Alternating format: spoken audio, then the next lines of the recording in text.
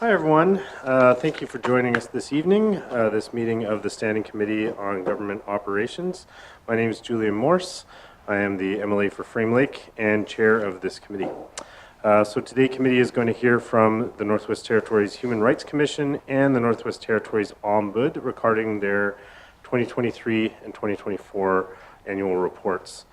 Please note that this meeting is being live streamed to the Assembly's social media channels, and hello to everyone watching. I'm sure there's, as Robert likes to say, millions of viewers.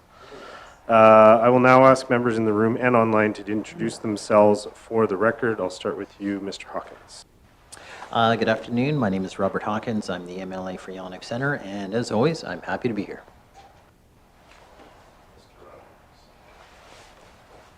Thank you, Mr. Chair. My name is Denny Rogers. I'm the MLA for Inuvik-Boot Lake, and welcome. Thank you. Hi, I'm Kate Reed. I'm the MLA for Great Slave. It's good to see you all. Thanks very much. So I'd just like to remind all members and witnesses to direct all questions and comments to myself as chair and wait to recognize before speaking to help us have a smooth meeting. That's just so the folks in the audio booth can activate the right microphones. So I'll now pass it on to Mr. Charles Dent of the NWT Human Rights Commission. Please proceed with your presentation and introductions. Thanks. Thank you, Mr. Chairman. With me tonight is the chair of the adjudication panel, Mr. Sheldon Toner, and the executive director of the commission, Nicole MacNeil.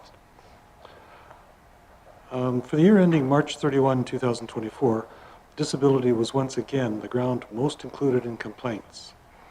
87% of all new complaints in the year included an allegation of discrimination on the basis of disability.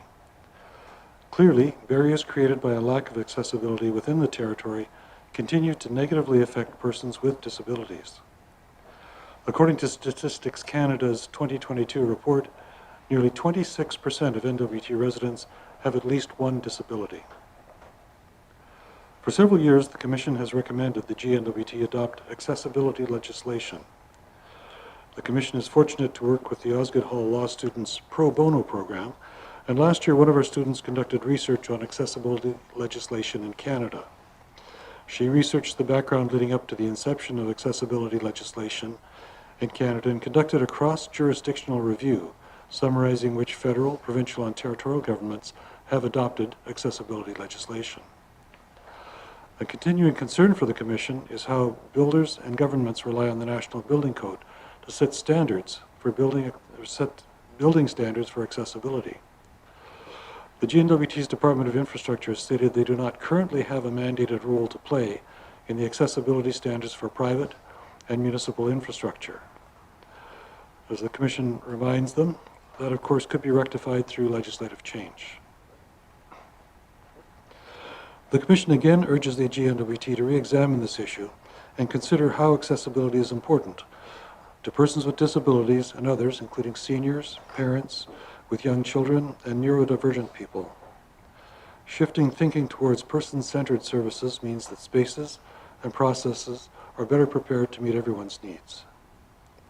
The Commission continues to encourage the GNWT to adopt an updated building code that better reflects CSA Standard B651:23, as well as joining 7 other Canadian jurisdictions to develop its own legislation to guarantee accessibility for persons across the territory.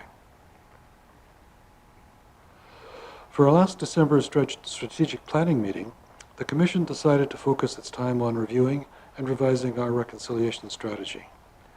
Our goal was to update our strategy and put some meat on the bones of an action plan. The session was facilitated by Pat Lewis of the International Institute of Restorative Practice. At the same time, we invited representatives from the Alberta Human Rights Commission to tell us about their work, creating their Commission's Indigenous Human Rights Strategy and Indigenous Advisory Circle. We were able to further collaborate with our Alberta colleagues by sharing information with them about our move to restorative dispute resolution process. Each year, the Commission presents an award to a business or organization that has created or improved a space to be more accessible for persons with disabilities. In the year covered by this report, the Accessibility Impact Awards took place on June 2nd, 2023, during National Disability Awareness Week. The awards ceremony was hosted by the NWT Disabilities Council. The Commission presented the Accessibility Award to the Capitol Theatre for improvements they made to their space and for presenting films with open captioning on Wednesday nights, when available. Corey Timmer, the theater's manager, accepted the award. Also in June, the Executive Director and members of the staff represented the Commission in Yellowknife's first ever Pride Parade. The Commission was thrilled to see such a large and supportive crowd both in the parade and along the parade route. In January of this year, most Commission members, the Executive Director and 2 staff, visited Inuvik, where we held the monthly Commission meeting. Members also hosted a community meet and greet at Ingamo Hall and met with the Grand Chief and staff of the Gwich'in Tribal Council and the Chief and staff of the Inuvik Native Band. We also visited helping agencies in town. Commission staff made presentations to multiple classes at East 3 schools. Planned visits to Tuktoyaktuk and Aklavik had to be canceled due to a winter storm. 2024 marks the 20th anniversary of the Commission. It's an important time to reflect on how we can be better positioned to serve our communities. We will complete a research project that started in 2023 that invites Indigenous people and new Canadians who live in Deta, Dilo, or Yellowknife to complete a survey and participate in focus groups.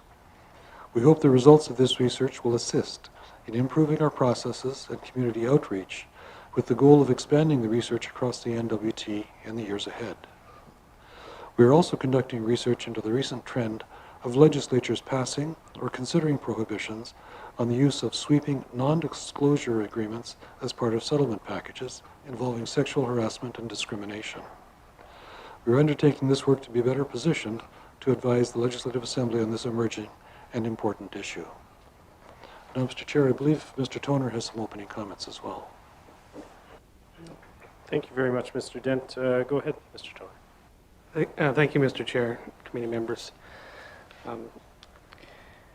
As you will see from the Commission's report, the Human Rights Adjudication Panel had a very quiet year in the reporting year 2023-24. The primary function of the panel under the Human Rights Act is to hear and decide cases. So in terms of our goals and objectives, dealing with our caseload is something we always need to attend to in a timely manner. At the beginning of the reporting period, we had only 4 open cases, and we had only 1 new case referred during that time frame. 1 matter was drawn upon being settled, and this effectively ended a process we had been undertaking of working through a backlog of cases, such that I would say that we don't really have a backlog at this point. We now have a very manageable caseload for our adjudicators, and the files we have are all being processed in a timely way. There was a final decision, for example, that came out shortly after the fiscal year end in 2024, which will be reported in the next annual report. So in June of 2024, I attended a forum of adjudicators from human rights panels and tribunals across Canada, along with fellow adjudicator Colin Bale. And based on the discussion around the table, I can report that we're very unique in having no large backlog of cases. And I would submit that's largely a reflection of the efforts being done by the Commission with its early dispute resolution process. There is a development I'm pleased to report that is not in the Commission's report. This past winter, we were able to finalize arrangements for our new HRAP officer position. The position is a part-time administrative role, which is suitable for our needs with our current caseload. So we are very fortunate to have in that position a competent individual, Candice Groenewegen, who is now providing key administrative support for all of our adjudicators. So I can, in conclusion, I can indicate that going forward, the panel looks forward to hearing the first case in which the Commission will have carriage in the coming year. If caseloads remain at the current level, we also look forward to updating our policies and procedures, and all of our adjudicators have expressed an interest in participating in that process improvement. Thanks very much. Any further questions, or sorry, comments before we go to questions from members? Okay. Okay, thank you very much for that quite concise presentation. Do we have any questions from members on this?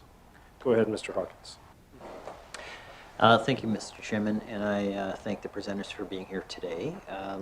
In the spirit of questions, for clarity, of course, I'm unfamiliar, although I'm familiar with what a non-disclosure agreement is. I'm unfamiliar in the context how you're drawing out concerns on it, and perhaps you could elaborate a little further before I can say I can formulate a question, and certainly there may be a while before I can formulate an opinion on it.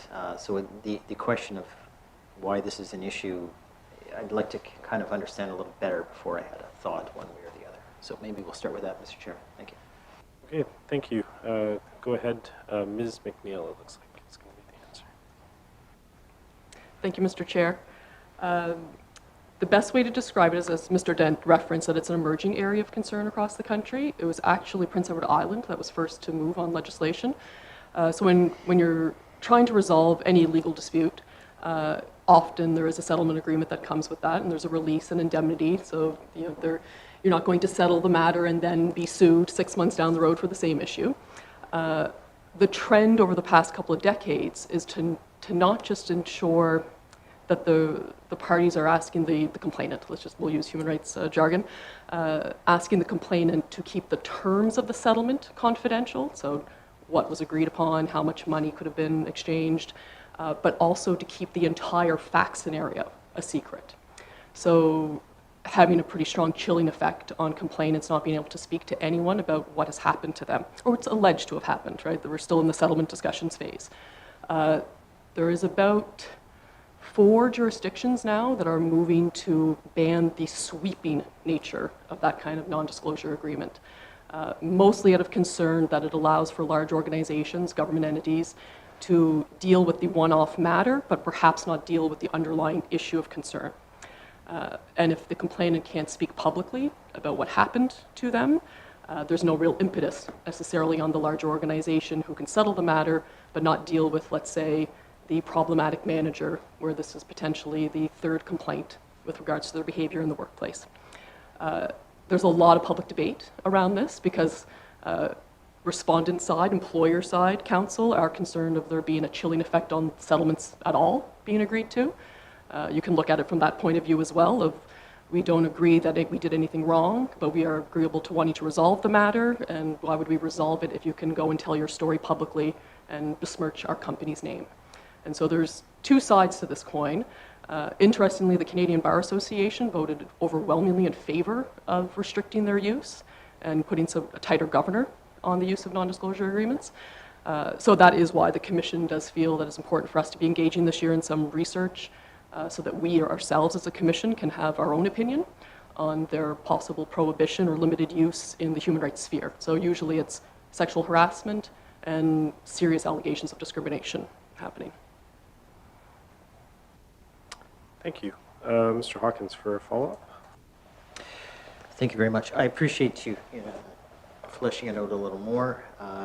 Again, I know what a non-disclosure agreement is. I was curious as to sort of how you're framing it in this particular regard, and I do appreciate you pointing out that, could it have a chilling effect on the settlement sense, which is the exposure. Okay. Again, I don't really have much of an opinion on this one. I mean, it's new. I would be curious to your study or understanding of how PEI, how long they've done this. Maybe if you've said it, maybe you could just repeat it just so I catch it. And also, has there been any study of the impacts on sort of their discussions, having it up and running? And I'm curious. Well, we'll just go from there and see where it goes next. Thank you. Thank you. Back to Ms. MacNeil, I think. Okay. Thank you, Mr. Chair. I won't pretend I have the exact year. It's very recent for PEI, so that's how emerging this is. I'm going to say 2020, 21, when they made the move. Yep. And no, I don't believe they've had a chance to truly assess what impact that has had on the rate of settlement in the province. And just to clarify, it wouldn't be wouldn't be limited to human rights complaints. It would also be wrongful dismissal suits, so litigation generally, where the allegations are of the type of egregious type of conduct like discrimination, harassment in the workplace, sexual harassment. So you could pursue those avenues in other forms, including through union grievances. So it's not particular to only being a prohibition in Human Rights Commission complaints across the country. Okay, thank you. And a quick comment from Mr. Hawkins before I move on.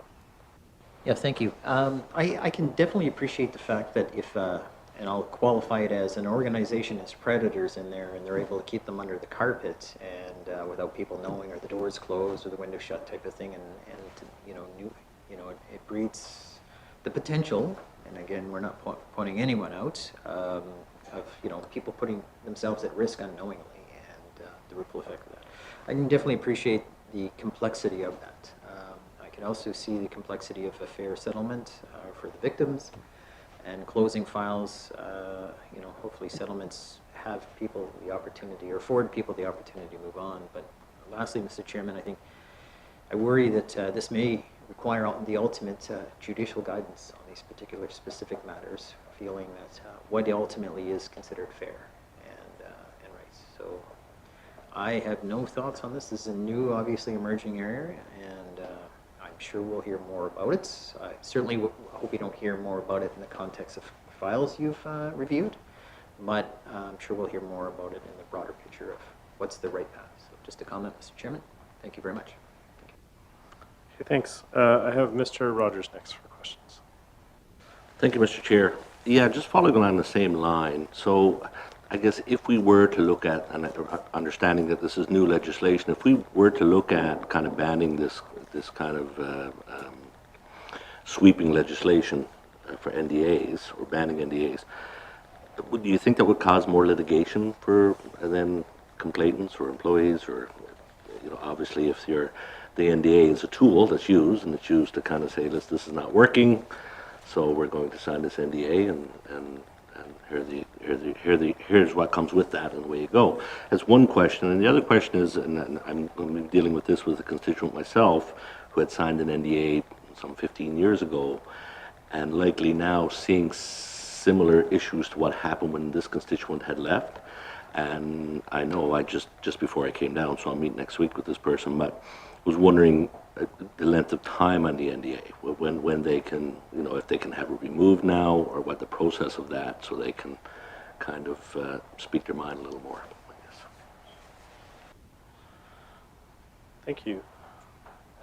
Do you guys have an idea who wants to address this one? Ms. MacNeil. Thank you, Mr. Chair. I think, sir, your first question is the rub to all of this.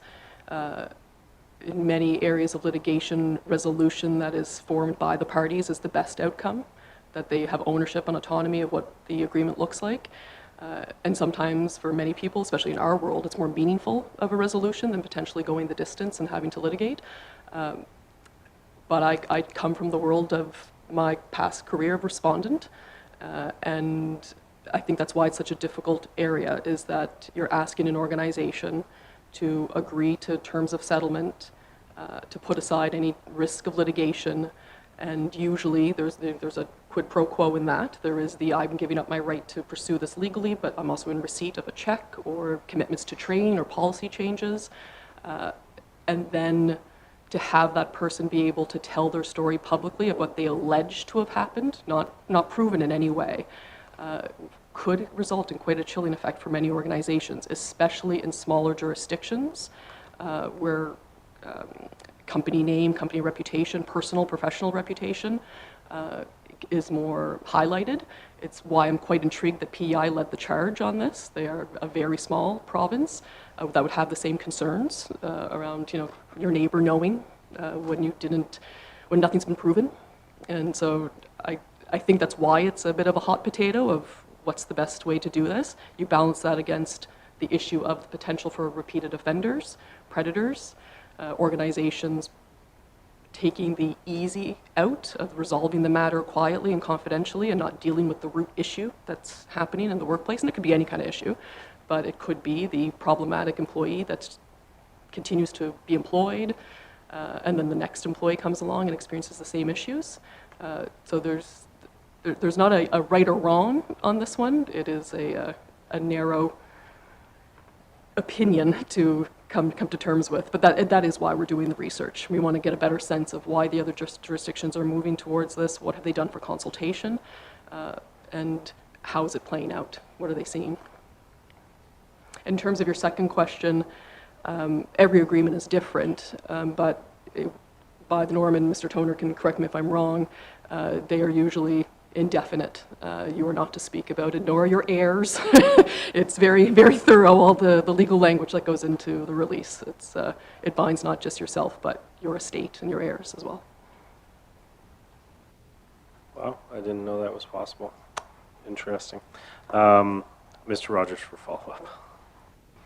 Thank you. No, and I'm not surprised that the Bar Association were certainly in favor of having sweeping legislation that bans the use of NDAs. But no, that answers my question, Mr. Chair. Thank you very much. I'll let someone else speak, and I'll have another one after. Thank you. Okay, thanks. I have Ms. Reid next for the first round of questions. Thank you, Mr. Chair.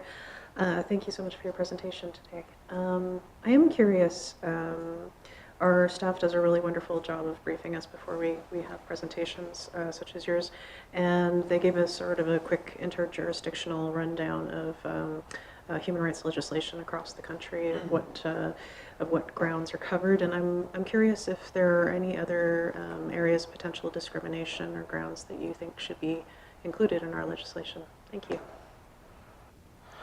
Thank you. Do we have someone who's jumping at the bit for this one? Mr. Dent, it looks like. Mr. Chairman, the Commission has several times in their annual reports recommended that the Legislative Assembly consider genetic discrimination as a ground that could be added. An early response from the government was that they weren't ready to consider it because we would be breaking new ground, even though when our act was first passed, it was breaking quite a bit of new ground. But Canada has now adopted genetics, so we wouldn't be breaking any ground now, really, to take a look at that. But I think that's yes. We're also we've found another jurisdiction that has specifically mentioned Indigenous identity in their legislation. So we're going to take a look at what that means and perhaps come back with a recommendation of the Legislative Assembly on that one. Thank you. Ms. Reid, do you have a follow-up? Yes, thank you, Mr. Chair. Thank you for that. If I may be so bold as to make a suggestion, one or actually two areas that I think are of interest to me as a representative would be. And I'm so excited this year that you went to the Yellowknife's first Pride Parade in 2023. I was hoping that perhaps you could take a look at not only gender identity, which is in the legislation, but gender expression, and specifically to my riding, something that is of interest to me that is existing in other human rights legislation is source of income and receipt of public assistance. And maybe if you have any thoughts or comments on those two areas, I'd love to hear them. Thank you, Mr. Chair.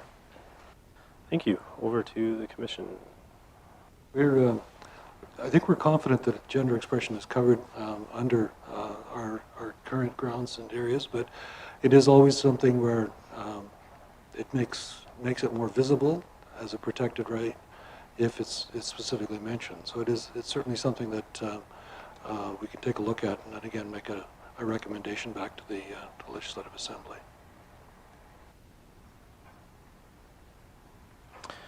Looks like Ms. MacNeil has a bit more to say. Thank you, Mr. Chair.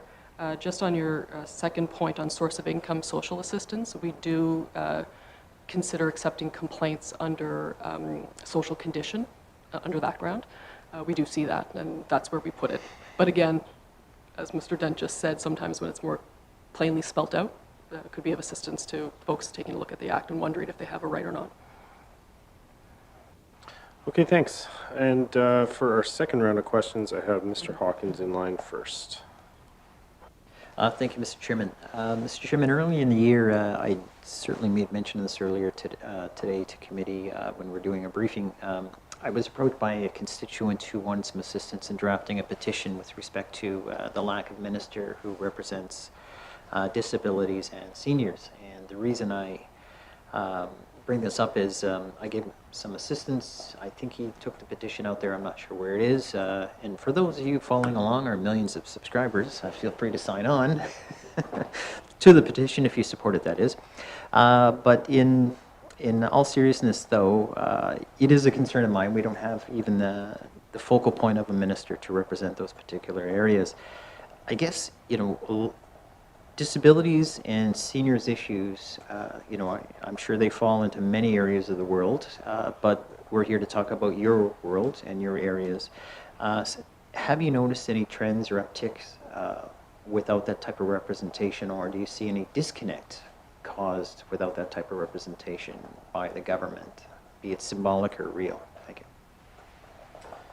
Thank you. Over to the commission. I'll start with Mr. Dent.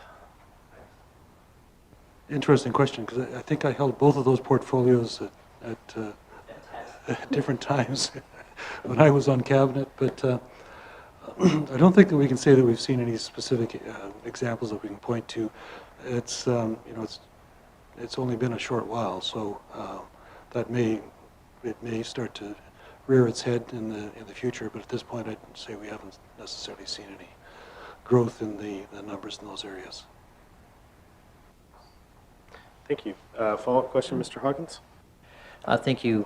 Do you, maybe in the context of, again, representing the organization, trying to be on the forefront and sometimes on the vanguard of particular issues to avoid problems, as opposed to wait for them to come. So proactively, do you see the potential of this causing concerns? I mean, a lot of your complaints have to do with accessibility.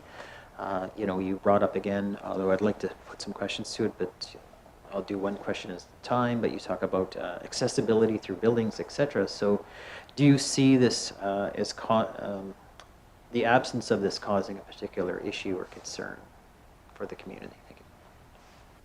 Thank you. Over to Mr. Dent again.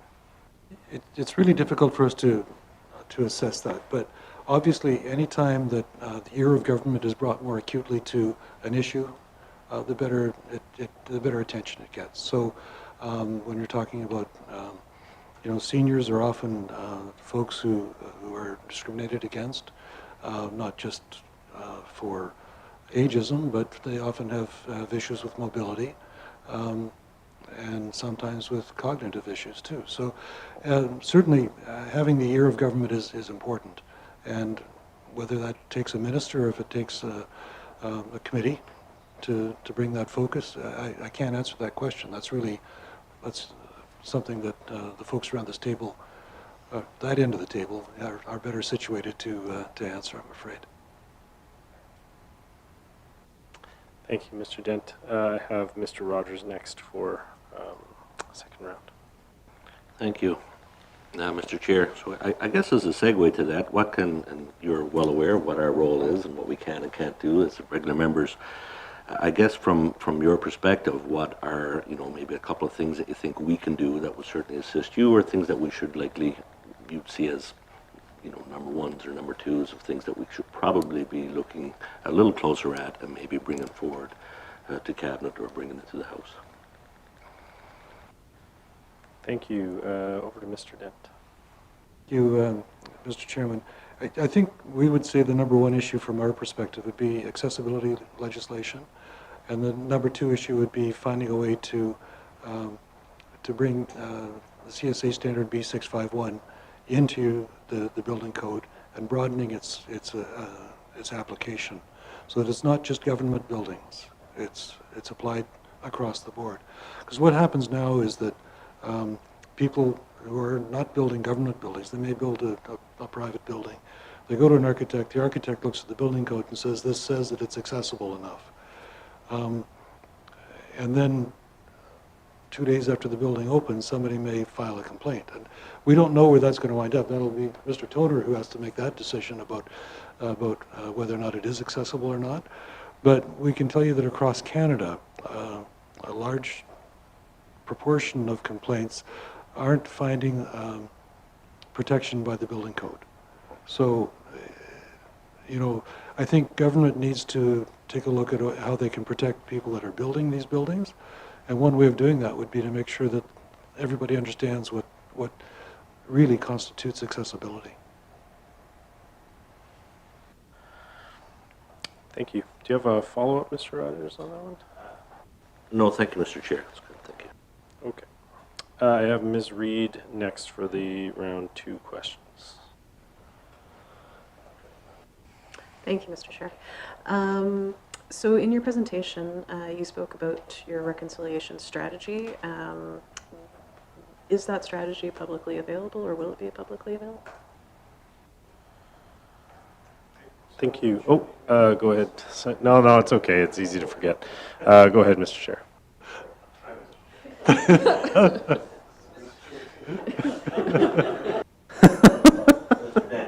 Mr. Dent.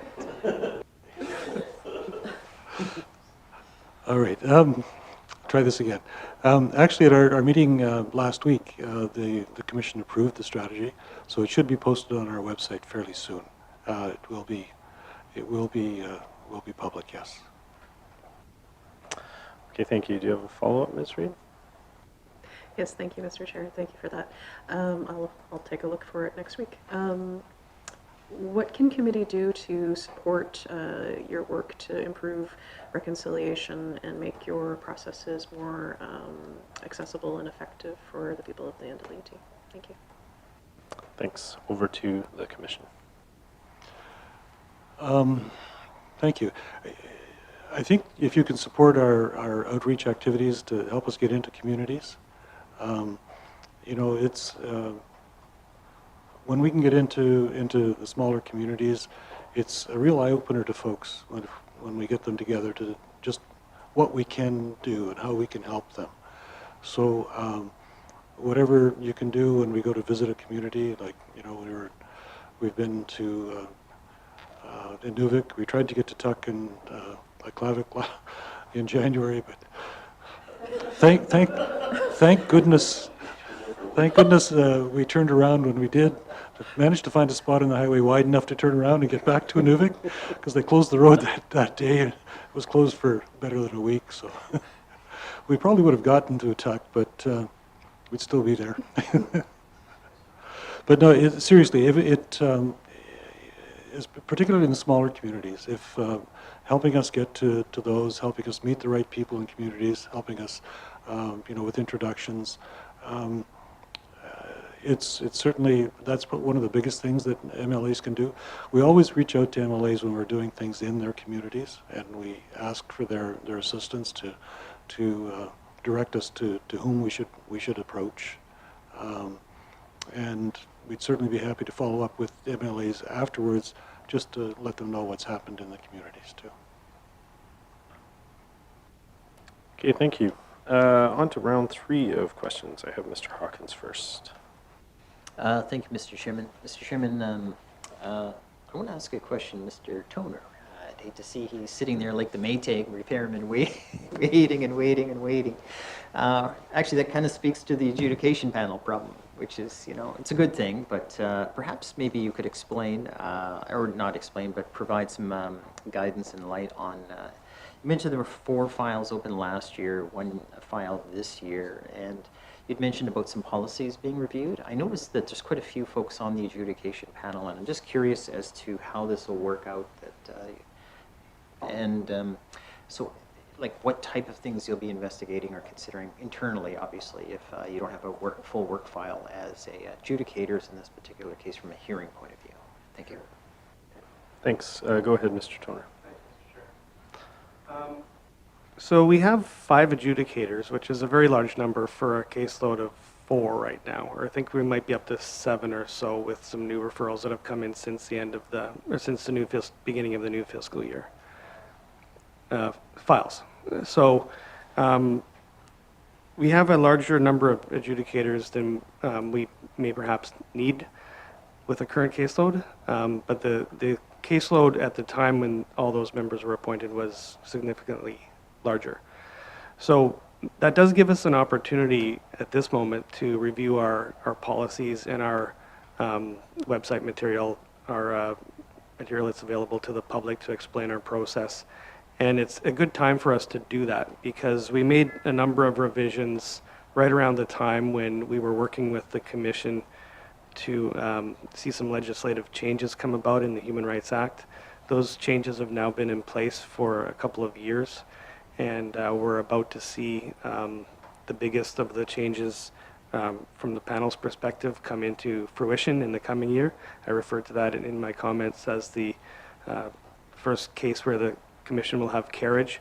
So as of this year and going forward, the Commission will be coming to the panel as the presenting party in cases, which will be a significant change. So that's where our opportunity lies. We have a change that's actively about to happen, and enough adjudicators who are interested in the sort of policy shifts that will occur with that change taking place to take a look at our rules and revise them and maybe bring them up to date so that the public and the parties who are using our panel process have a good understanding of what they're getting themselves into. Thank you. Mr. Hawkins, do you have a follow-up on that? More of a comment, and who knows, there might even be a question in the middle there somewhere. I can see that the challenge of 5, maybe not as busy, but I can also see the opportunity of being able to respond if the case needs be. And I guess maybe more my question in a second will be about like how quick are you able to respond from a referral and do the work.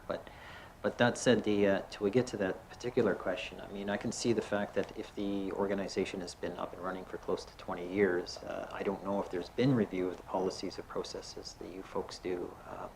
And I'd be curious as to the types of challenges as well as you see. So in other words, do we have the typical access to justice challenges? Do we have, interpretation challenges? Do we have like, I guess competencies that, because there's a little bit of more of a lay process to this than the formalization of court, and for good reason too, for that. So maybe some of that built into sort of where I'm going, just trying to understand the opportunity that's before them. Thank you. Thanks. Mr. Toner, would you like to respond? Yes, thank you, Mr. Chair. So one of the biggest challenges we've always had with the panel is having to adjudicate cases where we have self-represented litigants.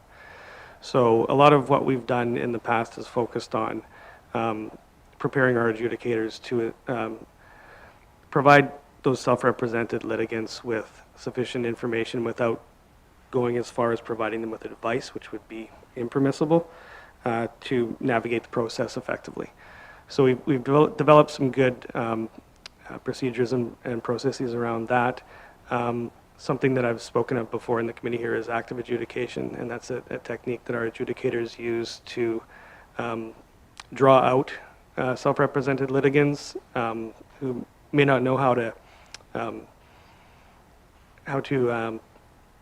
proactively run a case.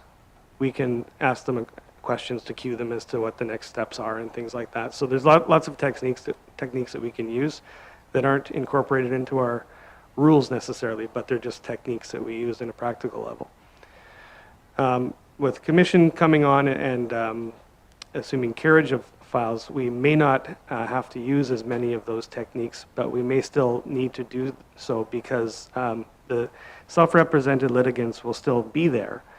It's just that they will, and they won't have their own representation necessarily, but the commission will be running the cases in terms of establishing whether there was a violation of the Human Rights Act or not. So things are going to be a little bit different. We're still going to have the same challenge with self-represented individuals. It's going to be coming at us in a little bit different way than it has in the past. So that's where I see the challenge. I think that's what you're asking about. And the challenge is also the opportunity. All of our adjudicators are part-time in their participation on the Human Rights Adjudication panel, but they're all adjudicators on other types of panels, or experienced mediators and adjudicators. So 3 of us are in fact instructors on in administrative justice with the Foundation of Administrative Justice, and we all have a sort of academic interest in policy changes as well as a practical one that comes with the work that we do on the panel. So we see the challenges as an opportunity. Will follow up, Mr. Hawkins? No, just a brief comment, which is I often think that a challenge is always a great opportunity. It's how you repackage and charge into it. So I look forward to maybe the next update and that you folks come by with, and certainly hope you're here as well and give us a sense of assessment and how it's coming along. I mean, it's funny. It's like one of these things. You don't need it, you don't care about it till you need it, then you really care about it. And so it's important to be ready and competent in the sense of the process. That is, be ready to act and for it to be working right and well, because everybody wants the best out of it. So, thank you. Okay, thanks. Any further questions for the panel? Or the commission, sorry. Yeah, if you have a further question, Robert, now's the time. Okay. Okay. I do have at least one question of my own that I'll ask when Mr. Hawkins prepares himself, and that was just to dig a little bit further into the accessibility legislation recommendations. So, as you may have seen in the last session, the Minister of Infrastructure committed to beginning work on a building act in 2025-26 that would include accessibility provisions, and that is, I believe, directly in response to the repeated calls that have come from the Commission for accessibility legislation. So my first question is, does the Commission see that as going far enough, or does the recommendation still stand? That's my first question.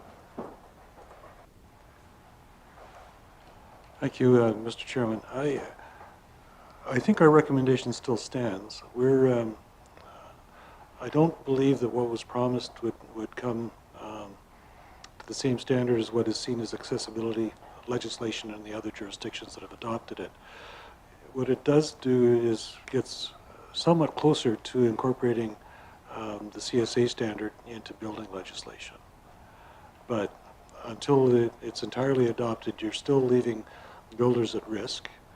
And unless it is expanded, the building code is expanded so that it covers municipalities and private contractors, it still only is protecting government.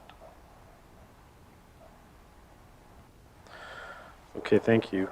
And then, yeah, that was the next one I wanted to ask you, was this, if you could kind of go into a bit more detail about this CSA standard, having that under building legislation. Yeah, if you wanted to elaborate on that a bit more, it'd be helpful for me to understand. Thank you, Mr. Chairman.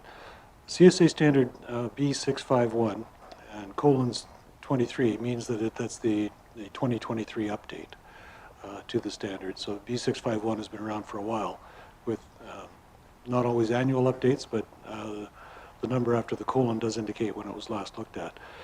That's recognized as the most comprehensive, I was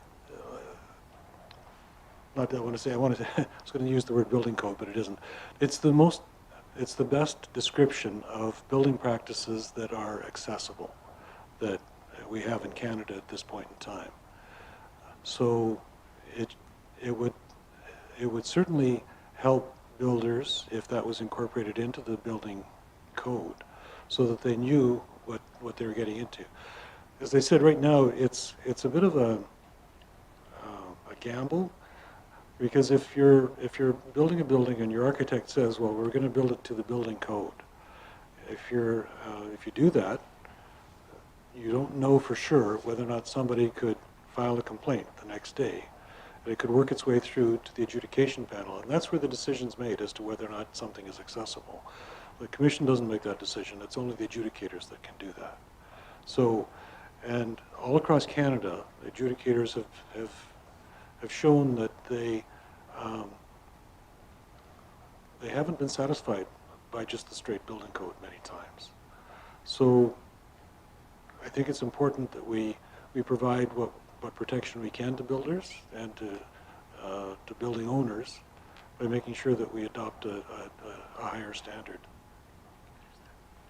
Ms. MacNeil would like to add to that. Go ahead, Ms. MacNeil.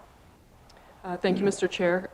The one additional point I would add to Mr. Dent's comments is it's great to be talking about the building code and updating the building code, but the building code as it exists only deals with the built environment.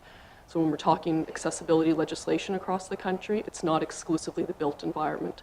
They're also talking about rights to transportation, access to services, online information, education accessibility, accessibility in the workplace as well. So it's when we say accessibility, so much attention gets put on the built environment. It is omnipresent. But when we're talking accessibility legislation, it's broader usually in its concept. Okay, thank you. I appreciate those clarifications and getting those on the record. It'll help the committee with any recommendations we want to make following this report. Do any members have follow-up questions? Mr. Hawkins? Yeah, thank you very much. Perhaps maybe a little bit for my benefit, as well as, again, our millions of subscribers' benefits, the access issue, perhaps you can lay it out why it isn't as effective in its current form that you're proposing it should be. Because the building code issue, sorry, I meant the building code issue.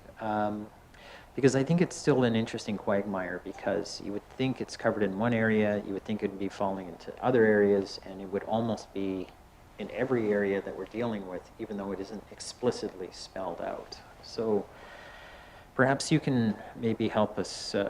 You've given some examples, but it just seems as if it's still a little, it's not in the simplest form of figuring out why it can't fall into, why the safeguards don't exist today, I guess, to make it meaningful. Thank you. Thank you. Over to the Human Rights Commission. Mr. Dent. Thank you, Mr. Chairman. The folks who draft the National Building Code don't always incorporate everything that's in the CSA standards. So the Canadian Standards Association has adopted what they say are reasonable standards for accessibility. The Building Code has brought in, over the past 5 to 7 years, has actually brought in a fair number of the standards from the CSA document, but they haven't brought them all in yet. And that's where I would say that the risk is, because if a complainant can go in front of a tribunal and say, there's the Canadian Standards Association, they say this is the standard that you should have this washroom built to. The Building Code didn't require that, and it was only built to this standard. It's, and that's where it comes down to somebody has to argue then in a court-like setting as to which is the right standard. So I think what we're saying is, let's adopt the best standard and say that's the way that we want to move forward at. Okay, thank you. Follow-up, Mr. Hawkins. Thank you. A couple, and what I'll do is I'll separate them, so we can more easily follow along. So if I understand it correctly, this would actually look at historical wrongs. In other words, say, for example, a building doesn't have an accessible ramp or something, or door system. And I'm trying to understand how we make an owner of a building who never built the building now potentially responsible for a choice made years prior, outside of a standard that didn't exist at a time. And sometimes I use the phrase enlightenment, when there was an awareness or an enlightenment on these particular issues at the time, but I firmly believe that when we do have enlightenment, we should become the advocates of solutions as opposed to sitting there trying to blame others. That said, if you own a building that was built under the codes of the day, prior to choices, considerations maybe, doesn't this put the new owner in a very difficult position to work backwards, even if they weren't even the builder of the building? Thank you. Thank you. Over to the Human Rights Commission. Thanks, Mr. Chairman. It can put a new building owner in a difficult position. There's no question about that. The human rights legislation that was passed by the Assembly doesn't say that accessibility is only related up to a certain date. So what it does say, though, is that the changes must be made to accommodate folks to the point of undue hardship. And so that's where it comes down to a respondent and a complainant will have that argument with Mr. Toner, and Toner making the decision as to what constitutes undue hardship. So it's not something that it has never been put in legislation, but letting people know what is required in new construction would certainly save people a lot of trouble and heartache in the future. Okay, thanks. We don't have much time left, but I'll give maybe one question for each member left before we take a quick break. So I'll go over to Mr. Rogers, and if any other members have one question they can quickly make, now's the time. So, Mr. Rogers, go ahead. Thank you, Mr. Chair. Just a quick follow-up on the National Building Code. I know in your annual report you mentioned, or the annual report from 23 mentions in 25 it's going to be reviewed. It looks like the National Building Code. So I assume, and you can correct me if I'm wrong, that not only our commission but other commissions will have the opportunity, will be consulted on that. And then, as Mr. Hawkins was saying, and things that are what they call, I guess, hidden disabilities, like making signs bigger and easier to read, or making seats bigger in waiting rooms and things like that. Little things. Will the commission have an opportunity, or commissions, I guess, in general, have an opportunity to have input on that over review, I guess, of the National Building Code? Thank you. Over to the Commission. Thank you, Mr. Chairman. That's a good question. I don't think we've ever been consulted in the past. We would welcome the opportunity to make comment so that we could identify that there is an issue that arises between the CSA standards and the building code. But I'm not sure whether or not, certainly something we could look into to see whether or not there will be an open forum for us to make comment. We'd welcome that opportunity. Thanks. Anybody with a last question? Mr. Hawkins.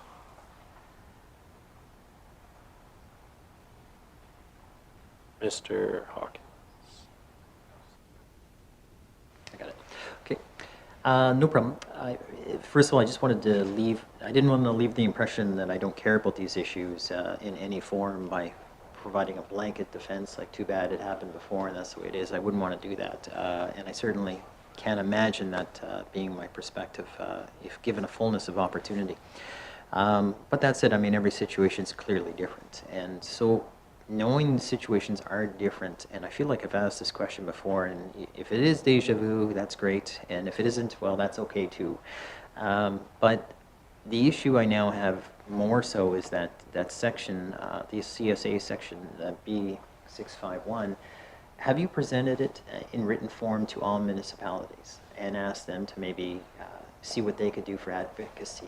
I mean, some municipalities, not every single one of them, has the right to approve or support their building rules and to make sure that they can consider it in the fulsomeness of their work and purview. So, I mean, I won't pick on all of them, but I'll just say, because we're here in the city of Yellowknife, you know, they could put it into their rules and processes. And sometimes, you know, for example, if a federal government does it in theory, it has a ripple effect where it's supported, and we have to follow the guidance of that, say, senior level of government. But if a junior level of government does it, sometimes you can do these things a lot more swift, and because you're more nimble and you may be more responsive to the local need, or in this case, as I've said, the city of Yellowknife may be more responsive, but if you go to the NWT municipalities, they may be more responsive, including Indigenous governments. They might have a role in this.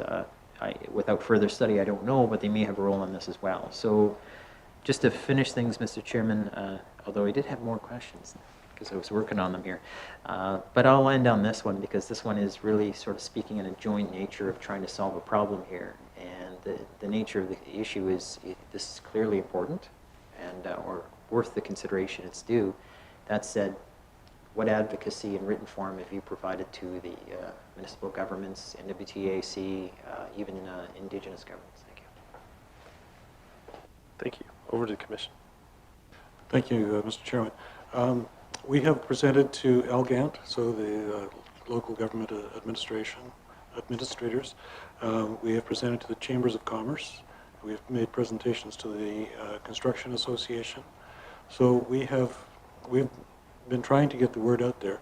We've also distributed what we call as an accessibility toolkit to businesses to help them understand what their responsibilities are in terms of accessibility. We're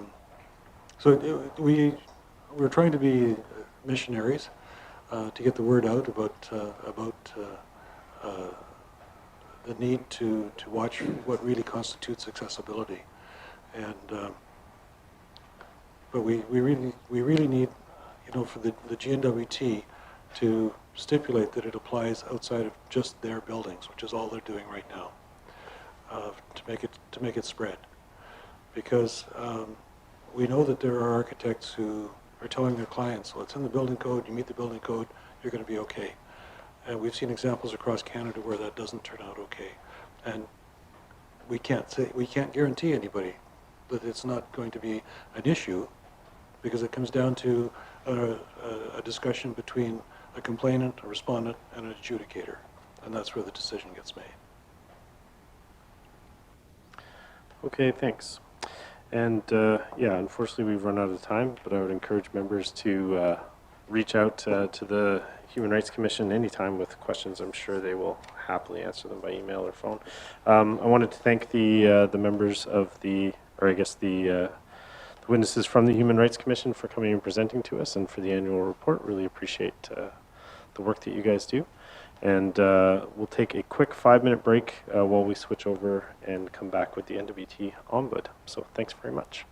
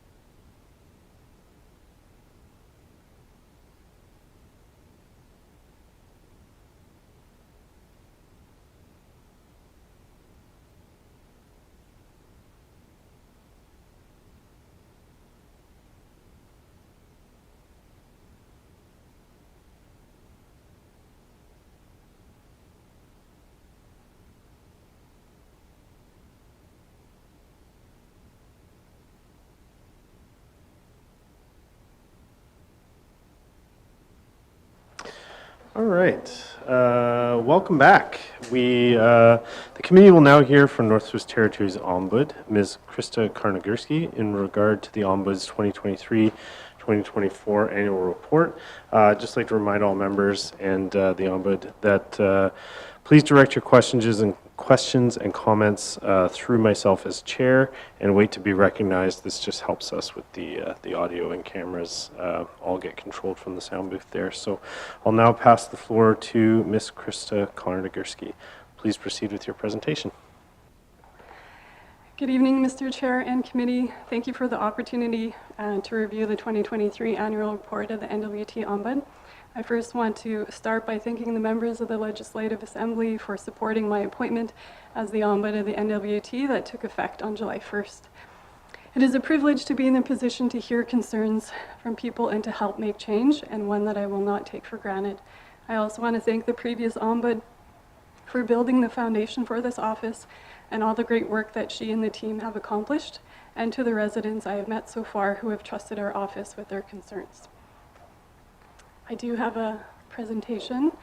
I don't know how to put it up there.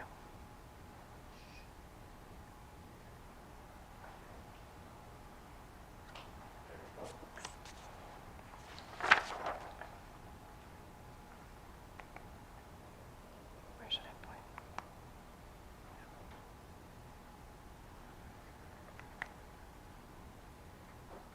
I don't know how to advance it.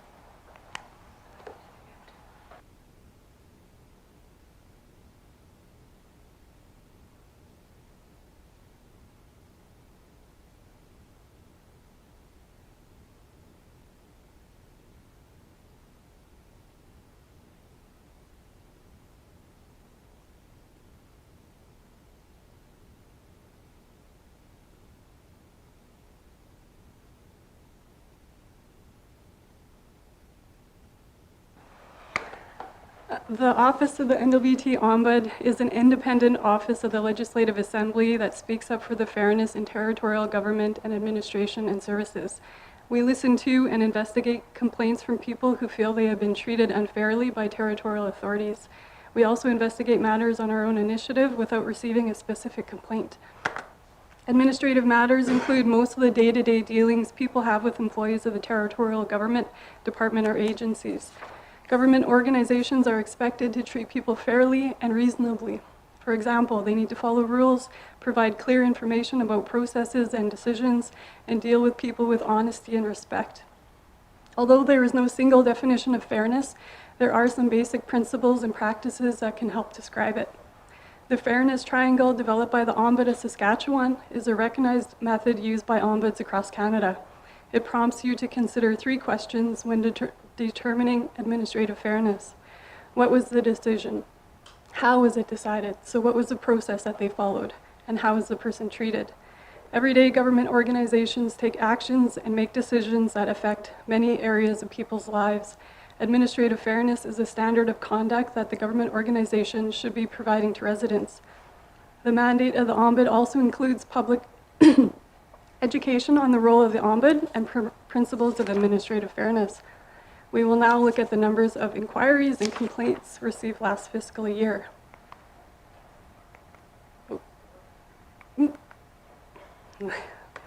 From April 1, 2023 to March 31st, 2024, the office received 242 inquiries, of which 228 were case files and 54 progressed to the complaint stage. By the end of the year, 10 complaints files remained open, and we closed 221 files, including 3 files carried over from the previous fiscal year.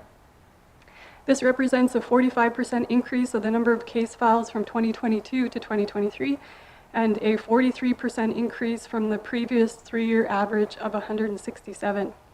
We completed 1 complaint-related investigation, resulting in 5 recommendations which were accepted by the authority. We did not complete any own motion investigations, however, 3 were initiated last fiscal year. As I noted earlier, 242 inquiries were received last fiscal year, which is a 45% increase from the previous year. Last year, the majority of inquiries or complaints were received for the Department of Education, Culture and Employment, Finance, and the Northwest Territories Health and Social Services Authority. When we look at where those complaints originated, the 3 regions with the highest utilizations were the South Slave, Yellowknife, and Beaufort Delta region. This tells us a few things. The geographic location of an office matters a lot for real and perceived accessibility. Even though most of the residents of the South Slave and nearby Decho communities still contact us by email or phone rather than in person, the relative numbers of case files from the Hay River communities within a few hours of Hay River remain higher than anywhere else in the territory. Secondly, that in-person outreach works. Our greatest success has been in the Beaufort Delta region, where we have put a table at a major public event in Inuvik for the last 3 years. And lastly, that we need to make more effort to build relationships with communities outside the regional centers, particularly in the Sawtooth and North Slave regions.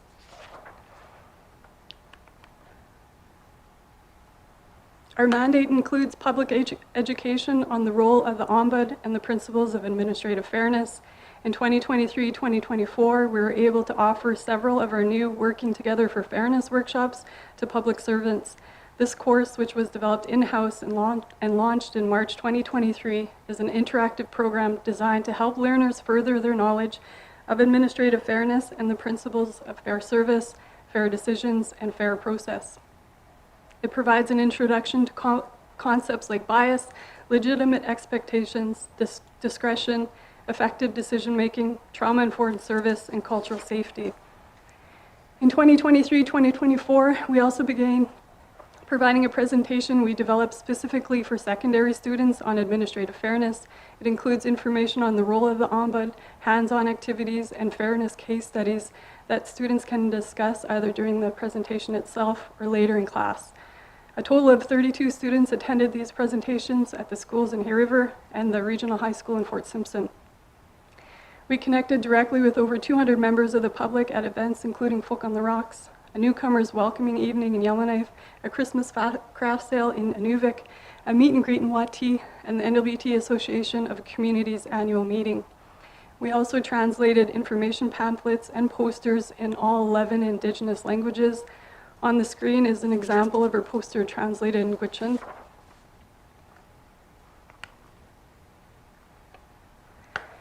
As I look ahead to this fiscal year, two areas I want to focus on will be increasing community visits to the regions with the lowest utilization rate and increasing the data we collect. As I noted earlier in our presentation, the Sawtooth, Decho, and North Slave regions account for about 3 to 4% of all inquiries to the Ombuds office. This signifies the need to provide outreach in those regions and build trust with residents so they feel comfortable bringing their concerns forward. Recently, I was fortunate that MLA MacNeil provided an opportunity to travel to communities within the Sawtooth with him.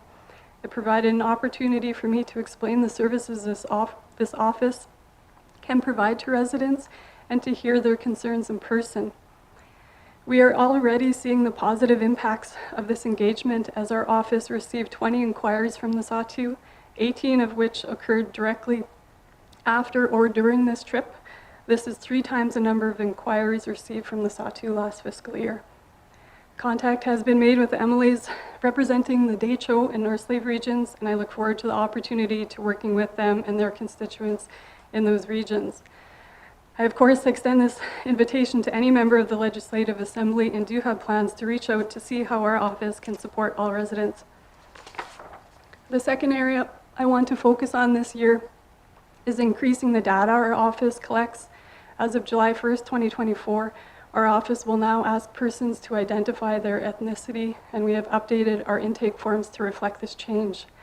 As a territory whose population is about 50% Indigenous, it is important for us to know the demographics of the persons who contact our office.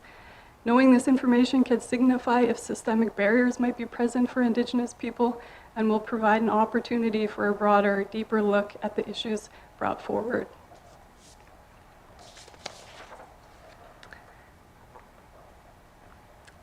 I again want to thank you for the opportunity to provide a presentation on the work of this office, and I can now open it up for any questions. Okay, thank you very much for the presentation. First on the list for our questions is Mr. Hawkins. Go ahead. All right. Thank you very much for coming, and I appreciate the opportunity. You being new, only a few months into the grind of things, I'm sure there's lots to learn, and I'm sure it's exciting as ever. You had a couple things that drew some, so I'll give you some easy questions. Next year will be tougher, though, for sure. I noticed that on slide 3 and slide 6, there's some things that drew my attention, so maybe I'll just, for sake of ease, if we're going to ask 2 questions, I'll just separate them to make sure they're easier to follow and discuss. So under slide 3, it said you had made some administrative suggestions. Can you help me understand what they were and what happens to them next? Like, in other words, what were the administrative suggestions? You know, where do they go and what do they need, or what's broken or less working, you know, type of thing? And, you know, how do we address some of these challenges? Thank you. Thank you. Yeah, just it has to go through the chair just for the audio purposes, but go ahead. Sorry about that, Mr. Chair. Thank you for the question. That report was not publicly posted at the request of the person who made the complaint, but the complaint was broadly with education, culture, and employment, and was in regards to payments that were made on his behalf for damage deposits and some difficulty that that person had in determining the amount and if it was done correctly. So we did look into that and made 5 recommendations on how they can make that more accessible for all clients so it's clear for them, and to provide a process on how they can request a review and for them to provide a plain language document. So they agreed. Thank you. Follow up, Mr. Hawkins. Yeah, thank you, Mr. Chairman. I appreciate that answer. Slide 6, building relationships and trust. So a couple things jumped out of off the page there to me, and I was curious on. So seeing how you're still new in the job, what type of work plan do you have to work with Indigenous governments on these particular issues? And maybe I'll squeeze in another element of the question in there. The second part, you point out data collection. To do that, you know, I can appreciate that might be very helpful or useful in helping identify trends and whatnot. Have you thought about reaching out to the NWT Human Rights Commission to see about what type of information, you know, in the sense it may be overlapping on some areas of concern? So by way of example, Mr. Chairman, you know, there's an area that they're finding systemic discrimination. You're asking questions about, you know, how you're doing process, and all of a sudden, wait a minute, we're identifying areas that are very similar. It may not be an area of an answer, but it's certainly an area of concerns, and sometimes identifying a concern is certainly the path to helping to identify a solution. So, Mr. Chairman, in short, I'll just summarize, work plan with Indigenous governments, or how do you foresee that rolling out the next year? And how do you, under your data collection, have you thought about working with the Human Rights Council? And if so, you know, how do you see that working out? Thank you. Thank you. Over to the Ombud. Mr. Chair. Yeah, great questions. The number one way that I want to build trust with Indigenous governments and residents is by meeting with them in person. I know from the experience from my previous job, when I had to do a lot of engagement, that was the number one way to build trust, is to go in to meet with them in person and to hear their concerns in person, and introduce myself and give a bit of a background in the Sawtoo. It definitely helped when folks got to know me a little bit more and know that I'm from Inuvik and I'm Indigenous, and a lot of them worked with my mom in that region. So building those connections for sure is the first way to build trust. I have reached out to several of the Indigenous governments, mainly in the Sawtoo and North Slave region, just because they're closer and it's the most underutilized regions right now. But I do plan to broaden that once I have a bit more time to travel to the other regions. For your second question about the Human Rights Commission, I actually have a meeting scheduled with them next week. So I plan to just hear first their experience, because they've been doing that a lot longer than me, and then the second question for sure, if there's any overlap or areas that they can address that maybe our office is better equipped to address some concerns that fall outside their mandate. So. Thank you. I have Mr. Rogers next for questions. Thank you, Mr. Chair, and thank you for the presentation. Certainly appreciate it. Appreciate your time tonight. I'm glad to hear that you will be doing some collaborating with the Human Rights Commission as well. Certainly from GNWT's perspective, we talked a little earlier tonight on the non-disclosure agreements and how that affects some complaints and some employees. So I'd be interested, once you meet, to hear your take on that. You talked about in your presentation about collecting data, and I'm not sure if you can elaborate on kind of any trends. I note in your stats, it looks like finance and health and social services are likely two of the bigger departments that you receive inquiries on or complaints from. Some of that data collecting, are there any trends you'll be able to maybe kind of publish, I guess, in that, or at least bring to committee on kind of any trends you're seeing? Thank you. Thank you. Over to Ms. Carnogursky. Thank you, Mr. Chair, and Mr. Rogers for that question. Yeah, right now the trends, we can definitely find those by the regions every year by numbers.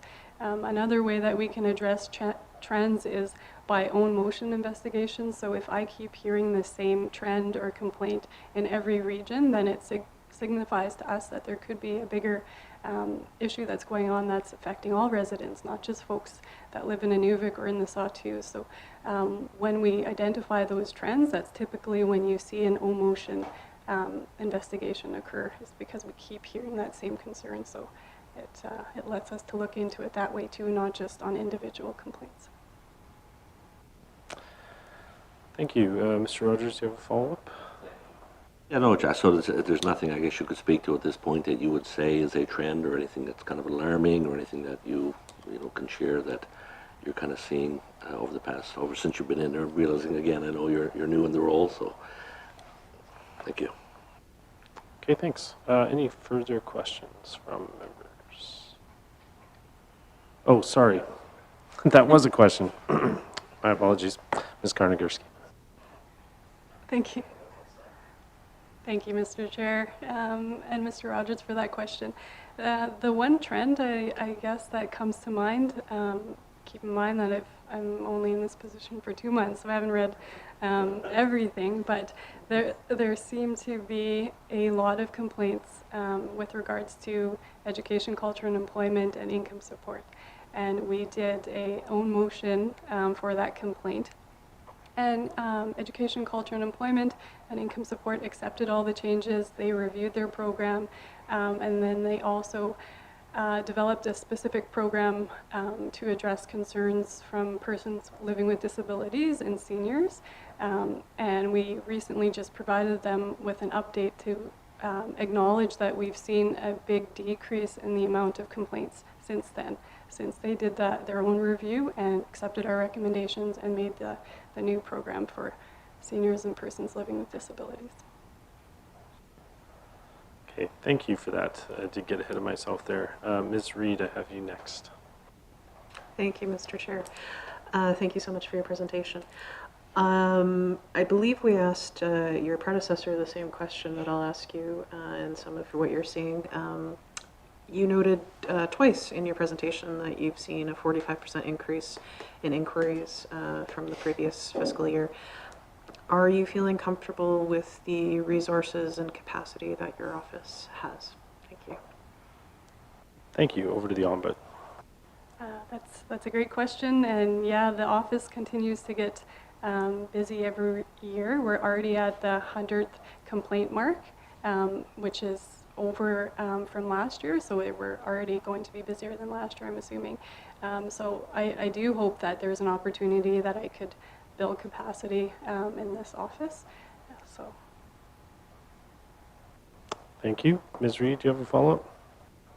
Yes, thanks. And I can imagine that closing over 200 files in a fiscal year is quite an accomplishment, although I am curious how many staff members you have currently doing this work. Thank you. Thanks. Ms. Carnogursky. Thank you for the question. So we currently have two staff members besides myself. So there's an early resolution and education officer, and then the deputy ombud. So you're right that 222 files is a lot for three of us. Granted, the majority of the complaints that we receive don't lead to a big investigation, and I think it's partly because of all the work that our team does in the beginning to do research for the person, to find other avenues that could help them, to just find the answers for that person that they weren't able to find on their own, or to work with the department to get the resolution for that file. So each complaint takes hours of work, even for the smallest one, because there's a lot of research that goes into every answer that we provide. And then the more complex, the more time it takes, for sure. Okay, thank you. I have Mr. Hawkins next for the second round of questions. Thank you very much. A couple areas here that have got me thinking on, certainly on the second round, and although I'm going to give you the opportunity being new as your escape clause, but certainly it's, but they're certainly going to be putting a finger on something in the sense of concerns that hopefully we'll see over the longer haul. One of them, and perhaps maybe the easy one, is that the easy question that is your mandate, and you're starting to, you know, like a hand going in a glove, you're starting to get comfortable, you'll get into, you know, we're putting it on, you're starting to get normalized to it, and you may not identify immediately how your mandate works in context of what's missing or where it should be going, but you must be having some initial thoughts, taking on the role, being new to it, not new to the concept. I think we're all, every single one of us is familiar with an ombudsman or person's role in life, right? Whether we're dealing with friends, whether we're dealing with people we know, people in our day-to-day challenges, but you're now doing it as the focus, and you're seeing it a different way than some of us. So I guess, are you seeing anything with respect to the mandates that either is restrictive, constrictive, or lacking thereof? And again, it's early days, so we'll start with that. Thank you, Mr. Chairman. Thank you. Over to the Ombud. Thank you. That's a good question. It's definitely a big one. I know the previous Ombud also filed a recommendation for changes to the Ombud Act. I believe there might have been 13 recommendations there, which I have reviewed, and I would like more time to definitely review those recommendations and give it thought. A lot of those recommendations would likely involve us needing more capacity to fulfill some of those, but right now I don't have specific concerns, but I know there are recommendations, and from her experience I'm sure that would likely benefit our office, that I would just like more time to consider. Okay, thank you, Mr. Hawkins, for follow-up. And thank you. Yes, I have a lot of respect for the talents and abilities of the former Ombud. She was exceptionally hardworking and certainly very smart. So I definitely know she covered a lot of areas in the sense of checkbox of a great person doing it. I have no doubt that yours succeeding her will do just fine as well. So I have a lot of respect for the retiring person. And the recommendations she made were certainly good ones, and I look forward to your take on them, you know, when you come back to us the next time. That said, now there's always this thing of context, and I think this is very important. And I want to stress context. And if I said I got 242 emails a day, everyone would be like, "Oh my God, that's a lot." Now, putting it in context, Mr. Chairman, because perspective is everything, and I think, and I want to stress that's actually where I'm going in a sense. So if I said, well, I spent 1 minute on each email, all of a sudden it's like a lot of energy. Or then well, what's 242 mean? It means, oh, half of them were spam, so I just did, Control A and deleted them all and didn't even look at them. So what I'm getting at is management can come in different forms, and it could sound like a lot, but maybe it isn't a lot, or maybe it's even more than we can appreciate, because we all know, it's nothing is equal in the sense of all emails aren't the same, and certainly all Ombud files are definitely not the same. So I'm curious on, for committee's benefit, and certainly the public's benefit, in the context of workload, how we can appreciate that size of file workload, whether it's with 2 staff, and how much time and energy is devoted to them, say on average. So, I mean, 242 might sound like a lot. It may not sound like a lot. I don't know. But if someone says to me, we need to spend 1 day on 1 file, that now all of a sudden 242 sounds like a lot for 2 people. So trying to get context, if you can appreciate, that's why I wanted to start off by saying it's about context, appreciating it. How do we compare in the context of analysis with the type of workload? What does that actually mean? What is, how do we compare it to, say, PI and the Yukon? That type of thing. So I'll leave it open-ended, but 242 could sound like 300, or it could sound like 200. It's all about the context of how much work is required. And most of us around this table don't have that level of detail or knowledge of how much energy has to be devoted into it. Any insight you could provide would be very helpful. Thank you. Thank you. Over to the Ombud. Thank you, Mr. Chair. Thank you for that question. I don't know offhand if we're comparable to other jurisdictions. I feel like I can say we're similar to the Yukon, definitely in our population and our size. I can't recall offhand how many complaints they get each year. But in review of the files that our office deals with, like I mentioned earlier, every file that we do, there's research involved. There's never just a quick phone call and it's over. The team definitely goes to great lengths to provide the answers for folks, and if they can't, or going back and forth within a department and trying to get the answers from the department does take time, sometimes days or weeks, or even longer. I guess an example I can give is I am working on an investigation that was started by the previous Ombud, and the amount of work that I am reviewing is beyond impressive. The amount of work that goes into an investigation and the information that you have to review is massive. So it does take a long time. I wish I had a better answer to say how long each file has to take, but we are seeing that complaints are being more complex. It's not just about one department. It's usually about a couple departments. And if we have to engage with multiple departments, then that takes some time for sure. Additional time than just a regular complaint, but we are seeing more complex complaints as well. Sure, go ahead. Mr. Hawkins. Thank you.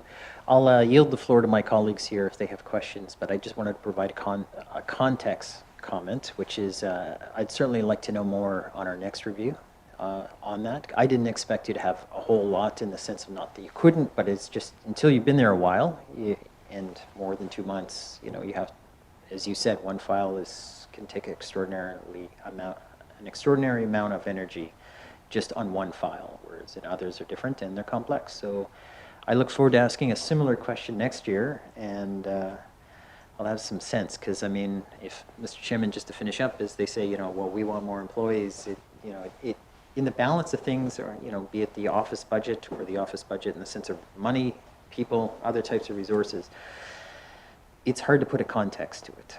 So I probably ask something similar in the future, and by way of heads up, the Ombud has an idea. Thank you. You've been warned. Do we have any further questions from committee? Mr. Rogers, go ahead.